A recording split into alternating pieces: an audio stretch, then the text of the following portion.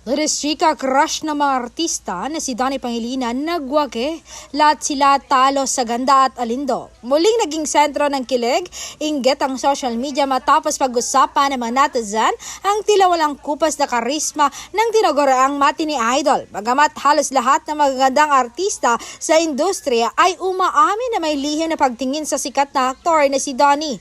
Sa huli, ang nagagandahang aktres na si Bel Mariano ang nagwagi at nakasungkit sa kanyang puso. Hirit nga ng netizen kay Belang si Donnie.